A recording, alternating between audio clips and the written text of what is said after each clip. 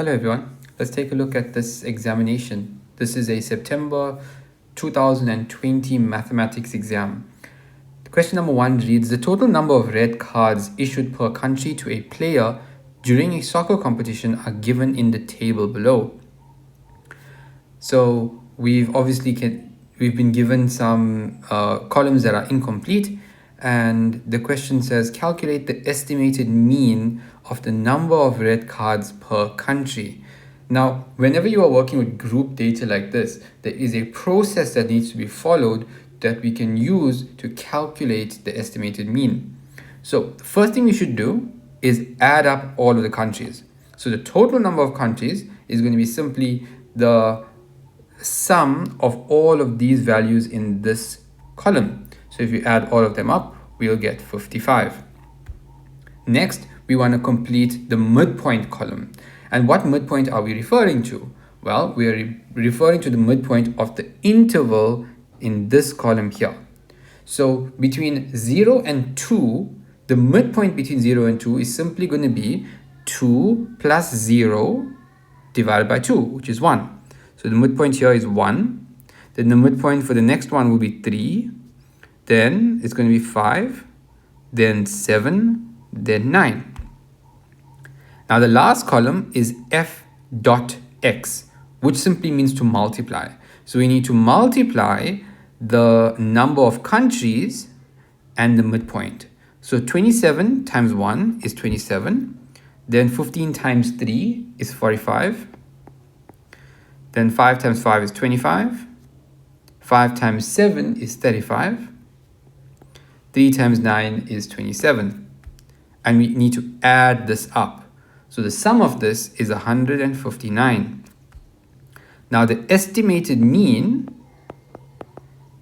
the estimated mean is going to be 159 divided by 55, which is 2.89 or 2.89. Now you can't get 2.8 red cards per match, so we'll round it to 3. So roughly 3 red cards per match. Now question 1.2 reads, draw an ogive curve to represent the above data. Now when you're drawing an ogive curve, it is a graph, and so we need coordinates. So what are the coordinates going to be? So the ogive takes the interval and it takes the cumulative frequency. So what we need is cumulative frequency for each row. So we can complete this. Well, the cumulative frequency here will be 27. Then 27 plus 15 is going to be 42. Then 42 plus 5 is 47. 47 plus another 5 is going to be 52. 52 plus 3 gives me 55. And now the coordinates are simply going to be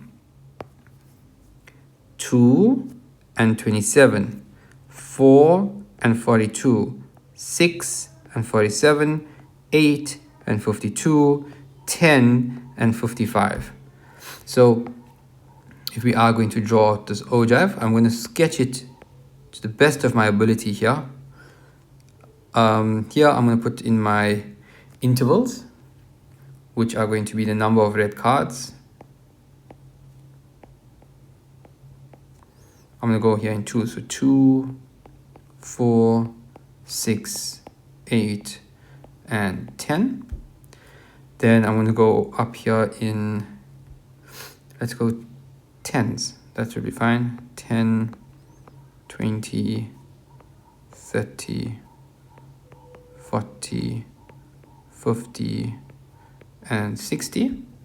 And now we take our coordinates. So 2 and 27. 2 and 27 is approximately there.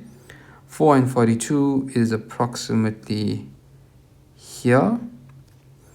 6 and 47 is approximately there.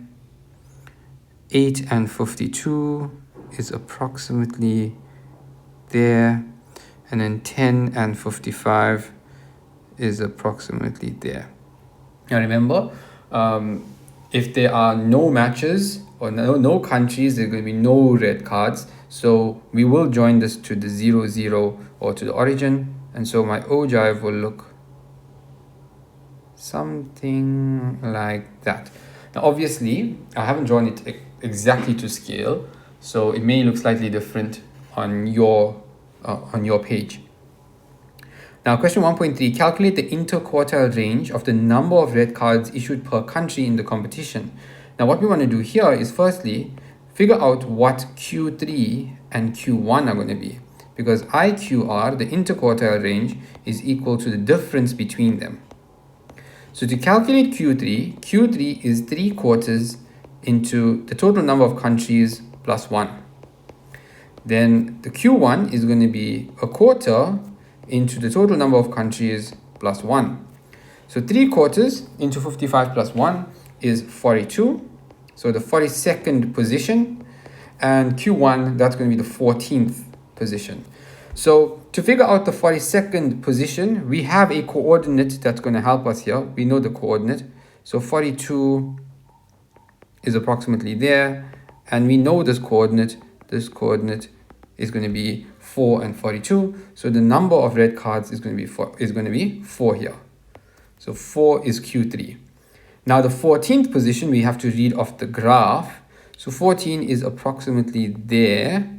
And if you bring it down, that's going to be approximately 1. So it's going to be 4 minus 1. That's going to be 3 red cards. Okay, now let's take a look at question number 2. Now question number 2 is heavily reliant on calculator use. So if you know how to use the calculator and know how to use the function, this question is going to be really easy for you. If you want a breakdown or you want to know how it's done, please refer to the previous video where I did cover the Casio steps and how you use the Casio calculator to solve it. So question 2.1, determine the equation of the regression line. So we've been given this data, they've given us the x values, they've given us the y values, and they want to know the equation. Well, the equation of a regression line is y equals a plus bx. And you put this information in your calculator will give you these values. And so the a value is 5.97 and the b value is 2.18. So my equation is y equals 5.97 plus 2.18x. Question 2.2, determine the estimated monthly income if the rent is 9,000 Rand. So rent is my x value, they want to know the y value. So all we got to do is substitute. Y is equal to 5.97 plus 2.18 into 9,000. Both are given in thousands of rands. So we don't substitute 9,000, we substitute 9. And that's going to give us an answer of 25,59. Now, since this is in thousands, we got to multiply this. And that's going to give us an estimate value of 25,598,89. And this is handled by the calculator. Your calculator would have recorded the previous or the decimals afterwards. Question 2.3, calculate the value of the correlation coefficient. Correlation coefficient is your R value. Calculator will do this for you as well. So the R value was 0.94. And what does this say? It says that it is, since it's very, very close to 1, it means that it's going to be a positive correlation, right? Because it's positive, and it's going to be a strong correlation. Okay. Now, let's take a look at the next question. This is question number 3. We've been given this quadrilateral, and we've been given the coordinates for the vertices. And question 3.1 says, determine the gradient of LM and MN.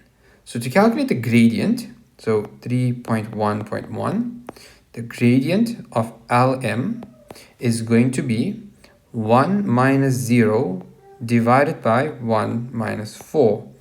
That's equal to minus 1 over 3. The gradient of MN is going to equal 2 minus 0 divided by 8 minus 4. And that's equal to half. Yeah, 2 over 4 is half. 3.1.2, calculate the length of KM. Now, this question, you can use the length formula or distance formula. However, what you can do is, if you notice, K and M share the same X value. And so then, if they share the same X value, the length is simply going to be the difference in the Y coordinates. So from here to here, it is a straight line going down. So we want to know, what is the difference between 10 and 0? It's 10. So the length is 10. So Km is equal to 10 units. You don't need to use a formula. 3.1.3, calculate the value of theta. So if we know the gradient of the line MN, we can use the formula tan theta is equal to the gradient. So tan theta is equal to, the gradient of MN is half. So theta is equal to arctan half. So theta is equal to 26.57 degrees. Now let's take a look at question 3.1.4. Determine the midpoint of Ln. So Ln, the midpoint, is simply going to be 8 plus 1 divided by 2 and 1 plus 2 divided by 2. So the midpoint is going to be 9 over 2 and 3 over 2. Now, question 3.2 says, show that KL is perpendicular to LM. So if we know the gradient of LM, if we work with the gradient of KL, we can then show that it's perpendicular. So what we need to do is calculate the gradient of KL. So the gradient of KL is going to be 10 minus 1 divided by 4 minus 1. So 10 minus 1 is 9 divided by 3. That's equal to 3. Now, we can say that the gradient of KL times the gradient of LM is equal to minus 1. So 3 times minus 1 over 3 is equal to minus 1. So since the product is minus 1, it means that those two lines are perpendicular. So KL is perpendicular to LM. And now moving on, so this is 90 degrees. And then the last one, prove that KLMN is a cyclic quadrilateral. So question 3.3, for 4 marks, sounds difficult, but really it's not. If you remember the properties of a cyclic quadrilateral, one of the main properties is that the sum of the opposite angles in a cyclic quad is 180. So if we know that this is 90, if we can show that that is 90, then it's going to be a cyclic quad. So how can we show that? Well, we know the gradient of this line. If I work with the gradient of that line and show that they meet at 90, then we've shown that it's a cyclic quad. So let's work with the gradient of Kn. So the gradient of Kn is going to equal 10 minus 2 over 4 minus 8. So that's equal to 8 over minus 4, which is minus 2. Now, the gradient of Kn times the gradient of Mn is equal to minus 1. So minus 2 times this gradient was half is equal to minus 1. Therefore, Kn is perpendicular to Mn. So this is 90 degrees. And then we can say, therefore, KLMN is cyclic, and that's because the interior opposites angles are supplementary.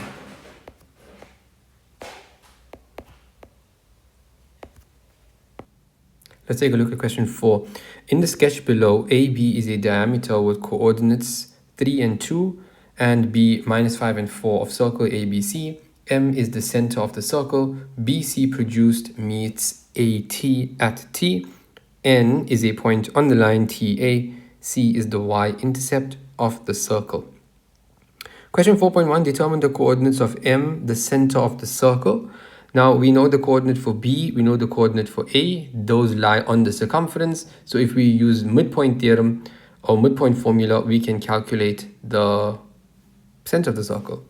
So 4.1. Give me a second. Right. So 4.1, we are simply going to say that m is going to be minus 5 plus 3 over 2 and 4 plus 2 over 2. And so m is going to have a center of minus 1 and 3. Okay, let's move on. Question 4.2. Write down the equation of the circle in the form x minus p all squared plus y minus q all squared equals r squared. So what we can do is, because we know the center already, we can write out the formula. We can say 4.2, we can say x plus 1 all squared plus y minus 3 all squared equals r squared. Now the only thing we don't know is r, so we can substitute a point that lies on the circle and we can get r squared. So let's substitute a point. Let's go with a, which is 3 and 2. So the x value is 3, so 3 plus 1 all squared plus 2 minus 3 all squared equals r squared. R squared is then equal to 17. I can take that back to my original formula and get x plus 1 all squared plus y minus 3 all squared equals 17. Next, question 4.3, prove that TA is a tangent to the circle at A. Now that's worth 5 marks. And the easiest thing here would be to calculate the gradients. And if the product of the gradients is minus 1, then it is perpendicular. So 4.3, we are interested in the line TA. So TA is that. And we know the center M is minus 1 and 3. So let's go ahead and work out those gradients. So the gradient of MA is going to be 3 minus 2 over minus 1 minus 3. And that's going to be equal to 1 over minus 4. So minus a quarter.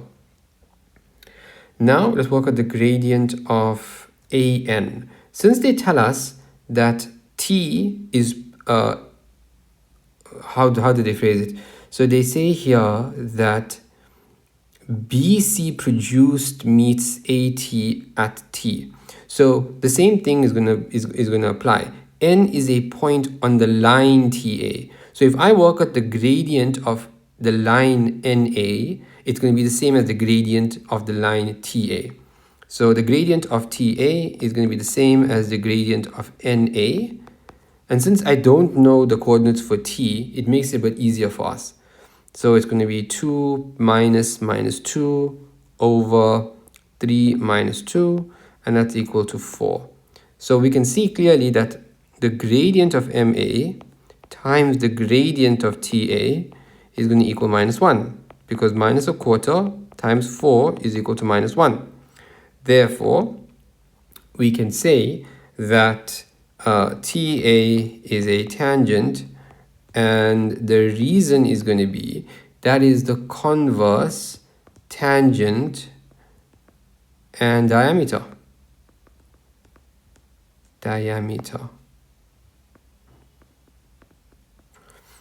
All right, now let's move on. Question 4.4.1. Determine the equation of the line TA. So we know the gradient. So we can say y is equal to mx plus c. Let's substitute a point. So I'm going to substitute point A again. So 2 is equal to 4 into 3 plus c. We can solve for c. That's going to be 12. 2 minus 12 is 10, minus 10. So minus 10 is equal to c. So y is equal to 4x minus 10. So this line has the equation y is equal to 4x minus 10. Next one, 4.4.2. Determine the equation of the line BT. So BT. What we don't know is we don't know the coordinate for C, nor do we know the coordinate for T. So we can't do it so quickly. We'll have to solve the coordinate for C first. So C is a y-intercept. That means x is going to equal 0. So my equation for my circle is going to be x plus 1 all squared plus y minus 3 all squared equals 17. X is 0, so 0 plus 1 all squared plus y minus 3 all squared is equal to 17. Now we want to solve for y, so that's going to be setting up like a trinomial. So 1 plus y squared minus 6y plus 9 is equal to 17. We can then transpose here. We'll get y squared minus 6y, then 10, then bring the 17 over, you get minus 7 is equal to 0. Y minus 7, and then y plus 1 equals 0. Y is equal to 7 or minus 1. Now, that means this point right here is going to be 0 and 7. This point right here is going to be 0 and minus 1. So we're interested in this one. So now we can work out the gradient. So the gradient of the line BC, that's going to be, what is B? So 4 minus 1 over minus 5 minus 0. So that's 5 over minus 5, which is minus 1. Now we know the the y-intercept. So simply y is equal to minus 1x minus 1. The y-intercept is C, so we didn't really need to work out that. And then question 4.5, the last one here. If the coordinates of t are a and b, calculate the values of a and b. So they didn't ask us to calculate or determine the equation of the lines for nothing. T is a point of intersection of those two lines. So all we need to do is equate those two lines. So 4x minus 10 is equal to minus x minus 1. That means 5x is equal to 9. X is equal to 9 over 5. So this value, the x value, which is the a value in this scenario, is going to be 9 over 5. And if you want the b value or the y value, all you got to do is substitute it back. So y is equal to b, which is minus 1 into 9 over 5 minus 1, which is equal to minus 14 over 5. So b is minus 14 over 5 and a is 9 over 5. Yeah, that's question 4 done. Let's take a look at question number 5 now. This is trigonometry. Question 5 reads, without using a calculator, evaluate. So here, this doesn't resemble any way that we would normally answer a question that doesn't use a calculator. So we have to simplify this in some way. So cos 79, nothing we can do really there, but cos 311 we can rewrite. So remember, we can say that cos 311, that's going to be 360 minus 49. And then cos of 360 minus theta is cos theta, so that's going to be the same as cos 49. And notice that that is repeated, that 49 is repeated. Now, I'm thinking that the 79 and the 101, there's going to be something in common there. So if I look at the sine 101, I can say sine 101 is going to be the same as sine of 180 minus 79. And sine of 180 minus theta is going to be sine theta. So that's going to be sine of 79. And so now we can kind of think of it like this. We have cos of 79 and then cos of 49 and then plus sine of 79 and then sine 49. So that is a compound angle. We can work backward now. So that is going to be 5.1. That's going to be cos of a minus b. So that's going to be cos of 79 minus 49, which is equal to cos of 30, which is square root 3 over 2. Now, question 5.2 says, given sine x plus y is equal to 3 sine x minus y, prove that tan x is equal to 2 tan y. Okay, so what I'm going to do is I'm going to expand each one of these. So sine x plus y is going to be sine x cos y plus cos x sine y. And that's going to equal 3 into sine x cos y minus cos x sine y. Now, let's expand the right-hand side. Here we're going to have, well, we can distribute here. So you're going to have 3 sine x cos y minus 3 cos x sine y. And then I can transpose. I can, well, let's write it out. So sine x cos y plus cos x sine y. That's going to be 3 sine x cos y minus 3 cos x sine y. And what I want to do here is let's take this over and then take that over here.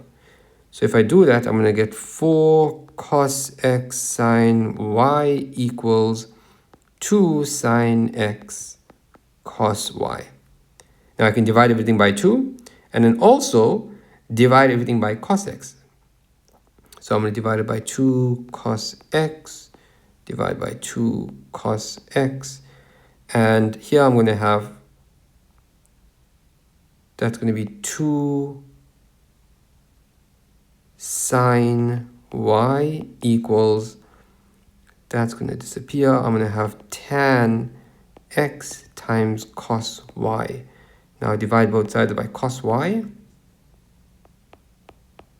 I'm going to get tan x is equal to 2 tan y, and proven. Now let's take a look at 5.3. So 5.3.1, given that cos x over sine 2x is equal to cos x over sine 2x minus cos 2x over 2 sine x is equal to sine x, prove that, or prove it. Okay, let's prove it. So cos x over sine 2x is going to be 2 sine x cos x. And then minus cos 2x we can expand. I'm not going to expand it now because there's options. So I'm going to leave it as cos 2x and divide it by 2 sine x. Now that can cancel, and so my denominators are the same. I'm going to have 1 minus cos 2x divided by 2 sine x. Now I can change this. Since I want sine x, I'm going to choose a double angle that has sine x in it. So I'm going to replace that with 1 minus, and then that's going to be 1 minus 2 sine squared x. And then that's going to be divided by 2 sine x. So the 1 minus 1 will cancel. I'm going to be left with 2 sine squared x over 2 sine x. I can cancel the 2's, I can cancel a sine x, and so my answer is going to be sine x, and proven. Now let's take a look at 5.3.2. Let's do it in a different color. Hence, solve for x, where x is an element between 0 and 360. All right, now here, we need to be a bit careful, because if I look at it, this is switched from this. They switched around, they switched the fractions. So if this is equal to sine x, this is going to equal minus sine x, because we switched the fractions now. Okay, so what we got to do is we got to equate it like so. So we are going to say that 1 plus 2 cos 2x is equal to minus sine x. So that's like the first thing that they try to trick us with. Now we got to change the cos 2x. Now we got options. Because I have sine x here, I'm going to choose the one with sine x. So 1 plus 2 into cos 2x is 1 minus 2 sine squared x, and that's equal to minus sine x. Now let's simplify. That's going to be 1 plus 2 and then minus 4 sine squared x and plus sine x equals 0. Now we've got a trinomial here. Let's write it in the standard form. So this is going to be 4 sine squared x. I'm multiplying everything here by minus 1 to get the standard form. So 4 sine squared x minus sine x and then minus 3 is equal to 0. Then we're going to have our factors. What are the factors going to be? So the factors are going to be sine x minus 1, and then we're going to have 4 sine x and plus 3. So now we're going to solve. We're going to get sine x equals 1 or sine x equals minus 3 over 4. Now this one we can solve quite easily. We can say that x is going to equal 90 degrees. It is within our range, so we know that's going to be one solution. Now this one, we need to do general solution. So we're going to get our reference angle here. So the reference angle is going to be x is going to equal sine just of 3 over 4. Now, we can see that sine is negative here. So sine is negative in the third and fourth quadrant. So we will say quadrant 3, it's going to be 180 minus, and this is equal to 48,59. So third quadrant is going to be 180 plus 48.59, and that's equal to 228.59. And then quadrant 4 is going to be 360 minus the 48.59, and that's going to equal 311.41 degrees. And so those are our solutions. Okay, now let's move on to question number 6. Question number 6, in the diagram, the graphs of f of x is equal to a sine bx and g of x equals c cos dx are drawn for the interval. Determine the values of a, b, c, and d. So the important bit here, and that makes it a bit easier for us, is that there's no vertical shifts, right? The graphs haven't been shifted up or down. And I know this because there's nothing added at the end here or there. So to figure out the a value, the b value, the c value, and the d value is just, you can do it through inspection. So if I'm looking at the sine graph, I'm gonna highlight each one. So f of x, I'm gonna highlight it here. And the other one, let's go with a green color.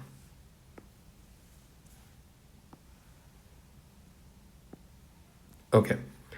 Now, I wanted to figure out what is the a value. So if I'm focusing on this pink graph, I can see that the maximum it goes to is 1. I can see the minimum it goes to is minus 1. A sine graph has a maximum of 1 and a minimum of minus 1. So a is going to be 1 because that matches the normal sine graph. Now the b value is affecting the period of the graph. So a normal sine graph has a period of 360. So in other words, in 360 degrees, we're going to find one full wave.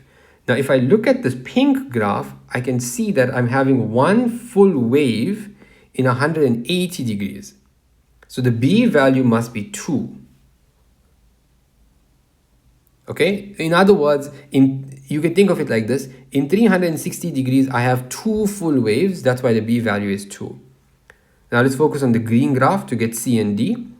C, I'm focusing on this green graph. It's starting at a maximum of 2 and it's going to a minimum of minus 2.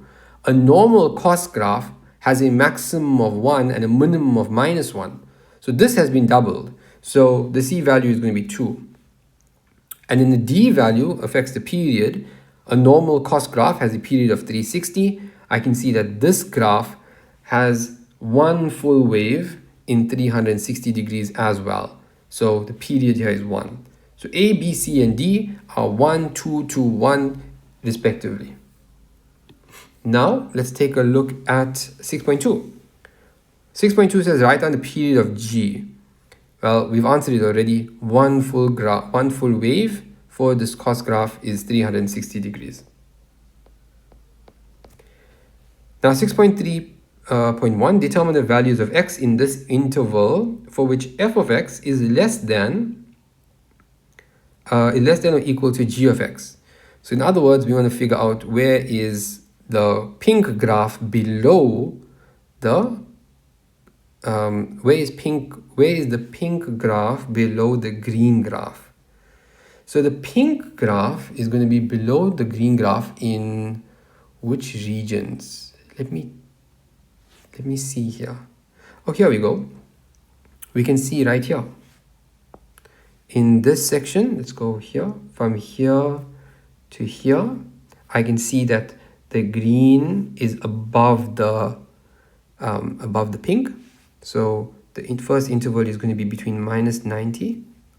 Well, since it's equal to, it needs to be a square bracket. Minus 90 to 90. And is there another one? Yes, there is. So here, in this region here.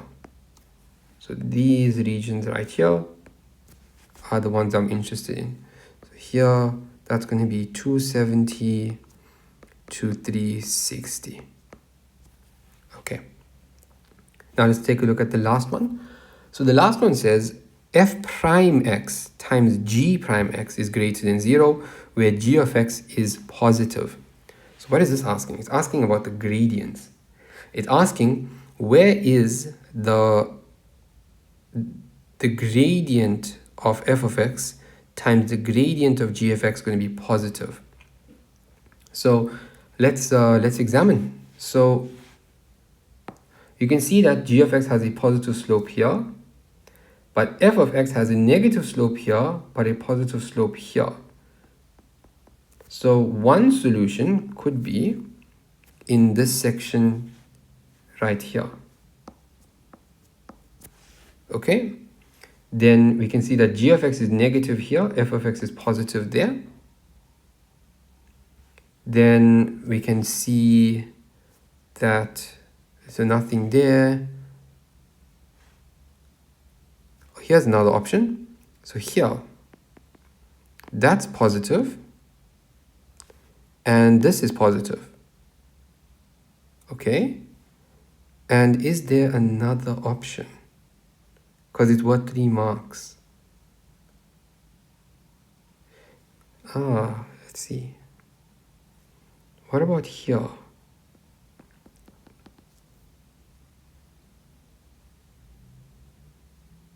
Yeah, that would be a solution because this is a negative slope and that's also a negative slope. So a negative times a negative is a positive. Okay, so let's summarize what we're doing here. So if we want to figure out where f of x or f prime x times g prime x is going to be positive, what we want to look for is the slopes. Now, how can you multiply and get a positive answer? So you can get either a positive times a positive, and that's going to give you a positive answer, or a negative times a negative, and that's going to give you a positive answer. But we've been given a further restriction. You can think of it as a restriction, or you can think of it as a way that the examiner may be making it easier for us. They are restricting it to where the graph of g of x is positive.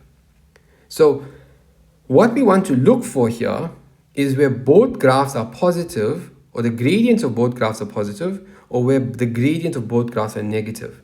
And we've spotted them. It's going to be in this region right here. Right here. It's going to be in this region right here. And it's going to be in this region right here. So the solutions are going to be minus 45 to 0. It's going to be, and round bracket because it's not equal to 0. It's going to be 45 to 90.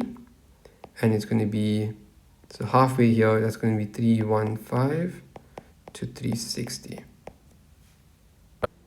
Now let's take a look at question number 7. In a diagram, PQ and R are 3 points on the same horizontal plane.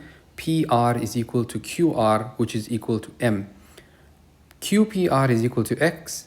SP is perpendicular to PQ. The angle of elevation of S from Q is Y. 7.1, express the area of triangle PQR in terms of X and M. So what I want to do is I want to just fill in the information that we have. So since this is M, this is also going to be M. Well, PR is also going to be M. And since that makes this whole triangle an isosceles triangle, the triangle here, it means that this angle here is going to be X. And so I can then work out what R1 is. R1 is going to be 180 minus 2x. Now we can work out what the area of the triangle is. So the area of the triangle is equal to half of the product of the both sides. So I'm going to go PR and QR multiplied by sine of the enclosed angle. So sine of angle R. So that's going to be half of M times sine of 180 minus 2x. And that's going to equal half M squared times sine 180 minus 2x. That's going to be sine 2x. All right, that's the 7.1. 7.2, show that PQ is equal to 2m cos x. Now PQ is this line right here, and we can use the sine rule to solve for PQ. We can say that PQ over sine of angle R is equal to QR over sine of angle P. Now we just got to substitute.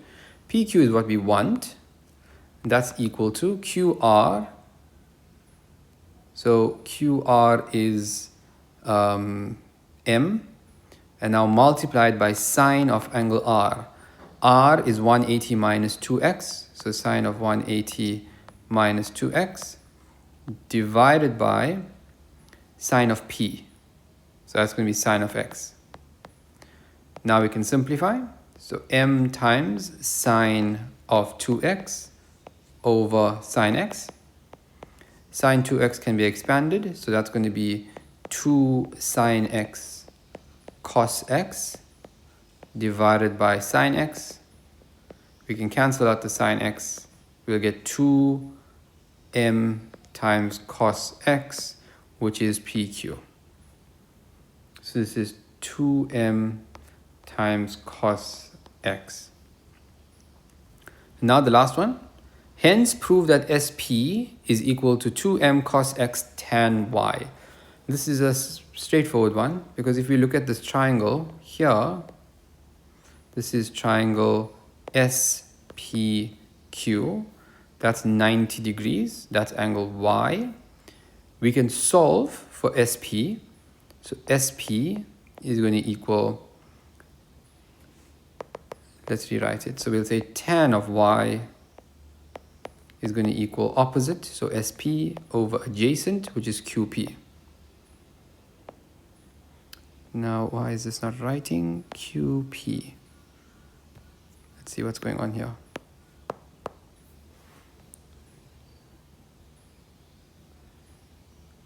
Okay. So SP over QP. Sorry about that. Now we know what QP is. We can take this over. So QP times tan Y equals SP. QP is 2m cos x times tan y, and that's equal SP. Done. Now let's move on to question number 8. Question 8.1 is a proof, and so proofs just simply need to be by-hearted, they need to be learned. So I'm not going to go through that. Question 8.2, in the diagram, SPT, SA and TC are tangents to the circle at B, A and C respectively. AB is produced to P and AC is produced to Q such that T lies on the line PQ. In triangle APQ, AB over AP is equal to AC over AQ. Use the information above to prove that A2 is equal to T1. So 8.2.1, the first thing I'm going to say is that BC, well, this line here, is going to be parallel to PQ. And why? It's because they tell us that AB over AP is equal to AC over AQ. It's actually the converse of the proportionality theorem. Now, since we know that it's parallel, what we can then say is that T1 is going to equal C2. So T1 is equal to C2. And that's alternate angles. And BC parallel to PQ. And then we can say that C2 is equal to A2, and that's tan chord theorem. You can see that C2 is the angle that the tangent makes to the chord, and it's subtending it at angle A2. Therefore, we can say that A2 is equal to T1. Now the next question, question 8.2.2 reads, prove that triangle ABC is similar to triangle TCQ. So let's highlight it. So ABC and TCQ. So we're going to prove that those two triangles are similar.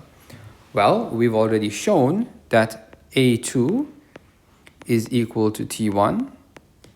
That's proven. Then we can say that C3 is going to equal angle Q, because that's corresponding angles. C3 is equal to angle Q, that's corresponding angles. And again, BC is parallel to PQ. And that means that angle B is going to equal angle C1. And it's the remaining angle of a triangle. Therefore, we can say that triangle ABC is similar to triangle TCQ. And that is side, sides, angle, angle, angle. Angle, angle, angle. Then 8.2.3, let's just mark them. So this is equal to that. Okay, 8.2.3, prove that ABTQ is a cyclic quadrilateral. So let's highlight that. I'm gonna go and highlight it with the green color. ABTQ. So that is a cyclic quadrilateral. Okay, well, what we can do here is we can say that B1 is going to equal C3. So B1 is equal to C3, and that's tan chord theorem. And then we know that C3 is equal to angle Q. That was proven. Then we can say that therefore B1 is equal to angle Q, and then we can conclude. We can say therefore ABTQ is cyclic, right? And the reason is going to be the converse exterior angle equal to the interior opposite. And the last one, question 8.2.4.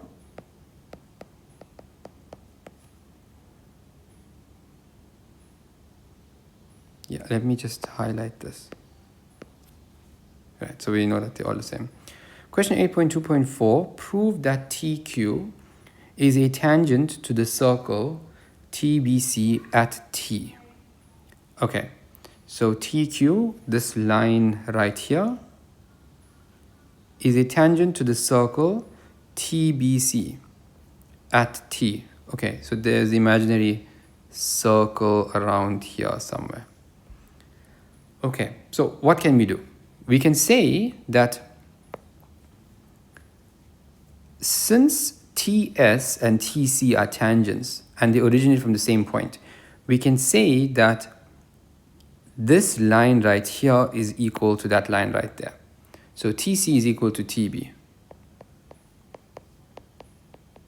Okay, and that's because tangents from a common point.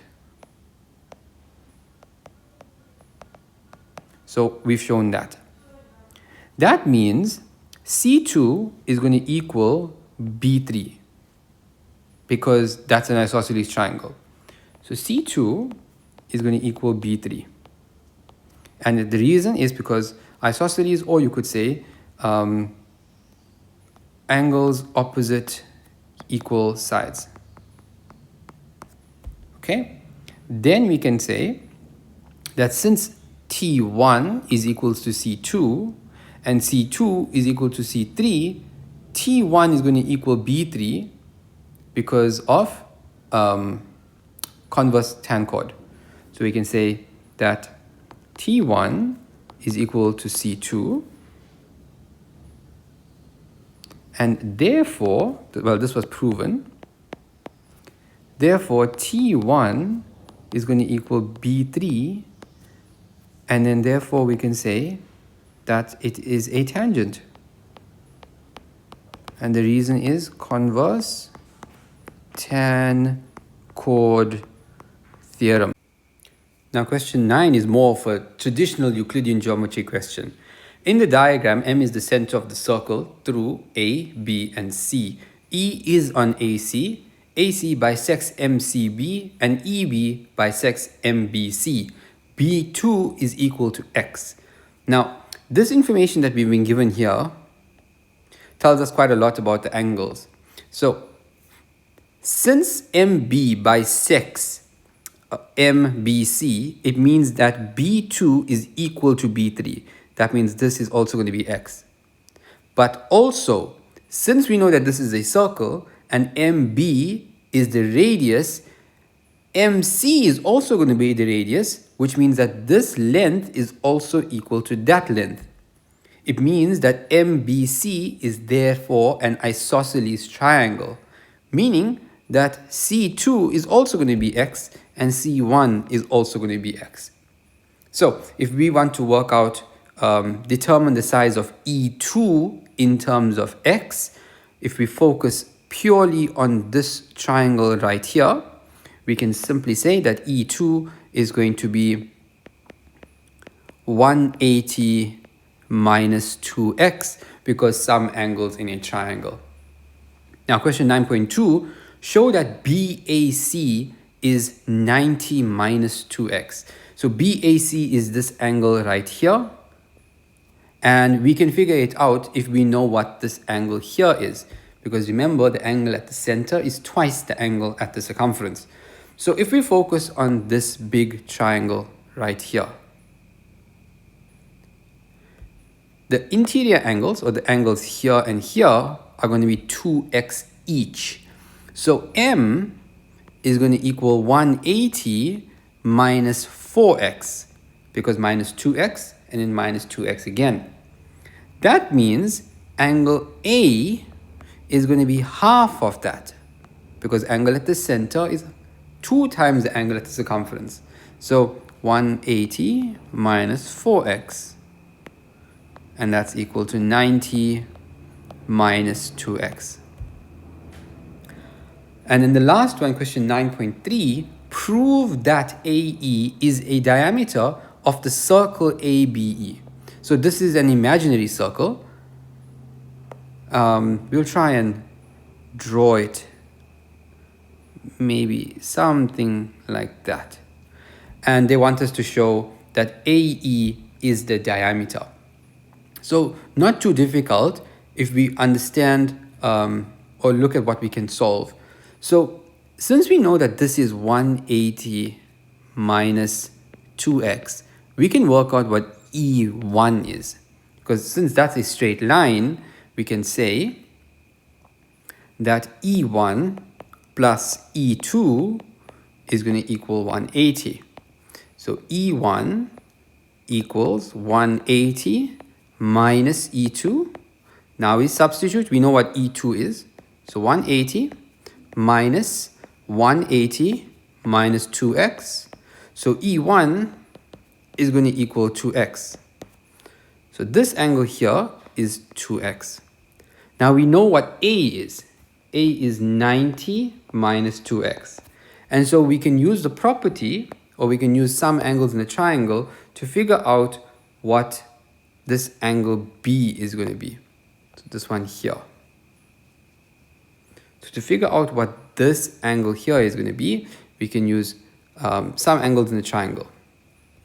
So ABE is going to equal 180 minus 90 minus 2x, and then you're minusing 2x. So that's going to equal 180 minus 90 plus 2x minus 2x. That means ABE is equal to 90 degrees. So since this is 90, we can conclude that AE is the diameter because angles in a semicircle.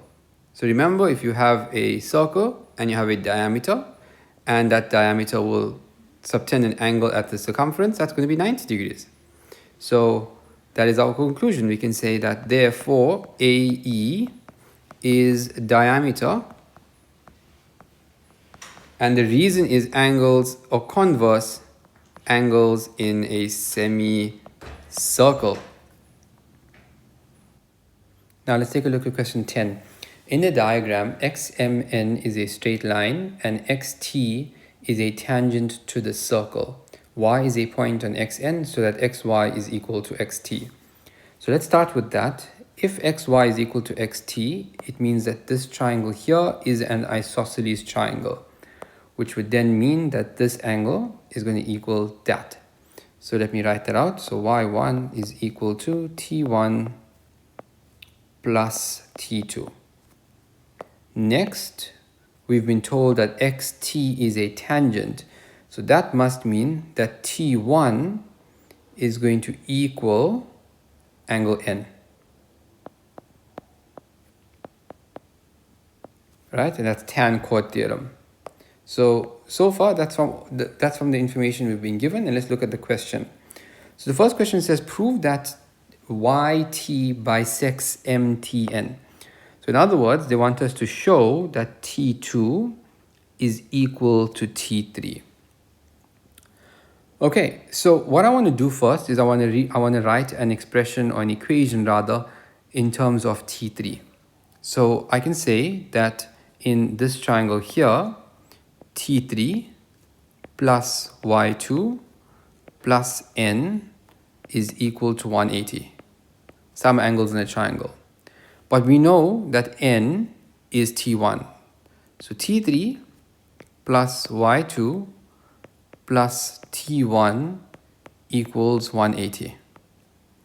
Now let's just rewrite Y2.